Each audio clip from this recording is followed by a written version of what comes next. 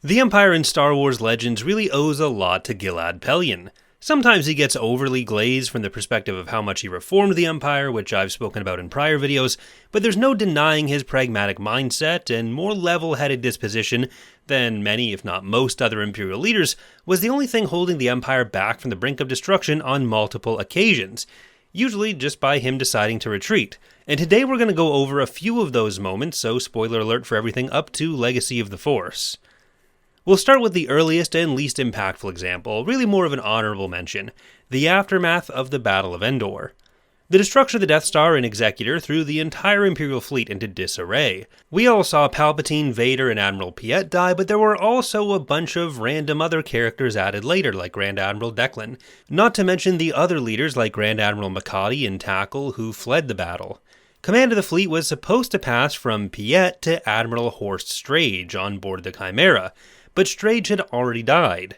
Chimera was still designated as the command ship though, so it was ultimately Pellaeon who gave the order to retreat from Endor to the planet Enaj, despite him only being acting captain of the Chimera, and therefore outranked by many others still at Endor. Elsewhere in the battle, Grand Admiral Oswald Teshik and other higher-ranking members of the fleet were still engaging the rebel forces to the death, showing not just the level of confusion within the fleet in the battle, but also the sheer amount of supplemental information added on to the end stages of the Battle of Endor by different sources.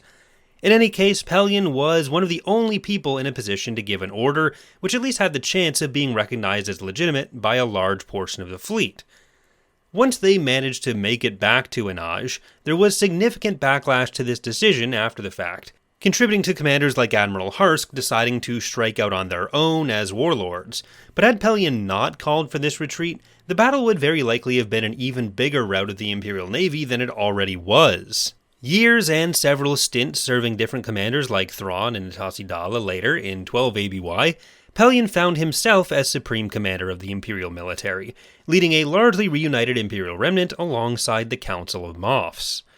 The Empire was very clearly the junior partner in the galaxy at this point, and the New Republic seemed poised to wipe them off of my animated maps entirely. Pellaeon, however, had a plan to show the New Republic that fully destroying the Empire might be easier said than done.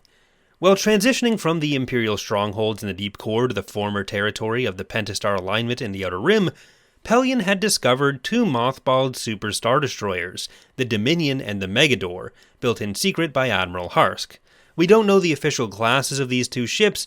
I typically go with a Bellator and a Mandator 3 for them, but just be clear, any specifics you see about those ships tend to be for illustration purposes only, not any official information. These two ships, alongside the old flagship of Artus Kane, the Executor-class Reaper, were the centerpiece of Pellaeon's plan to expand the Imperial territory, even if just a little. I've done a full animated breakdown of this campaign, which I'll link in the description, but for now we'll jump to the decisive Battle of Orinda, the key planet seized by Pellaeon in his initial offensive. The New Republic was unaware of Dominion and Megador's existence, and instead planned on only having to face Reaper, thinking that they would be able to destroy this massive flagship and finally put a stop to the Imperial menace. They brought their own Executor class, the captured Lusankya, under the command of Wedge Antilles, as well as a new Endurance-class fleet carrier, under the command of Admiral Aretta Bell. Once the New Republic arrived at the battle, Dominion also jumped in with 6 Immobilizer 418 interdictors, locking the New Republic down and preventing any hyperspace jumps out. The Endurance was destroyed, and Lusankya nearly followed. It was only saved by Rogue Squadron and the other fighter craft in the battle, disrupting the interdictor's screen long enough for Lusankya to escape. This was one of the first Imperial territorial gains in quite some time, especially one that actually stuck, and it convinced the New Republic to cease their operations against the Empire for a time, giving the Imperials some breathing room. But again, the real key for Pellaeon was knowing that he couldn't push his luck. This victory wasn't about starting a reconquest of the galaxy, it was about convincing the New Republic that coexisting might be the less costly option at this point. That status quo achieved by Pellaeon lasted for nearly half a decade until 17 ABY. The Imperials started growing restless after this prior success, believing they could expand their territory even more. So Pellaeon's military success tended to become a political liability. He was good enough to recognize that they shouldn't push any farther, but the skill he did have made the Moffs think that they could just keep pushing. The Imperials essentially existed in a perpetual fear that the New Republic was about to come and squash them, and this was exacerbated by the New Republic lifting restrictions on Imperials being able to serve in elected positions, which the Imperial Moffs saw as a prelude to an invasion rather than the olive branch as which it was intended. So another campaign was launched, this time roping in Admiral Natasi Dalla and the deep core-based Imperial forces under her command. Pellaeon was generally opposed and believed the plan was foolish, but he hoped that acting quickly enough would allow them a similar victory to what he experienced at Orinda. The assault started with some level of Imperial success, especially outside of the core in the Outer Rim, but once Dalla was defeated in the core, the New Republic's full attention turned to Pellaeon and the campaign turned against him as well. This culminated in the Battle of Anx Minor, where the Imperial weapons testbed Raquel was destroyed by igniting its antimatter reservoir, causing an explosion large enough to severely damage Megador as well. Once again, Pellaeon was forced to retreat, returning the majority of his forces to Bastion. The Imperial remnant shrank even further, down to 8 sectors over the following 2 years, and Pellaeon took yet another action to save the Empire, liking this video and subscribing for more, but then he sued for peace with the New Republic. This was, once again, largely opposed by other Imperials, but Pellaeon could read the writing on the wall if nothing else. The appearance of a fake Grand Admiral Thrawn threw a spanner in the works. Ultimately, Pellaeon unveiled this as a hoax perpetrated by Moff Willem Izara and a clone of the Royal Guard, Major Groden Tierce, who'd been implanted with flash training intended to give him the tactical brilliance of the real Thrawn. Pellaeon was also able to supply the New Republic with information to resolve the Kamaz crisis, which had been threatening to tear the New Republic apart. This involved determining responsibility for shutting down the planetary shields on the planet Kamaz during the Galactic Civil War. This was followed by the destruction of the planet and pretty much every Kamazi in the galaxy. It was known that some Bothan agents were responsible for helping Palpatine do this, but not which Bothans in particular. The tensions over this nearly erupted into a full-on civil war spurred on by Imperial saboteurs. Pellaeon's cooperation in providing the information on who was actually responsible helped secure a peace deal known as the Pellaeon-Gaversim Treaty in 19 ABY, finally ending the war between the New Republic and the Empire. There were still some Imperial holdouts who continued the fight against the New Republic, but for the most part the war was over. The need to save the Empire from itself didn't end with this peace treaty though. In 25 ABY, the Yuuzhan Vong invaded the Star Wars galaxy and began to conquer the Outer Rim. Initially, this bypassed the Imperial territory, which was right next to their initial invasion corridor, and instead they focused on outlying members of the New Republic. The Moffs believed this would be an opportunity to get rid of the New Republic, allowing the Yuuzhan Vong to conquer them and then leaving the Empire free to retake the galaxy.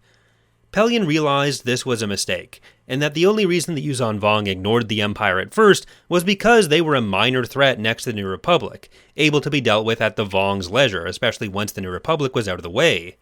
Initially, Pellaeon was able to force the Moffs to agree to cooperate in the defense of the planet Ethor, but the aftermath of that battle, which devastated the planet, forced Pellaeon back within the Empire's borders and reduced the opportunities for collaboration, strengthening the Moffs' belief that they should abandon the New Republic.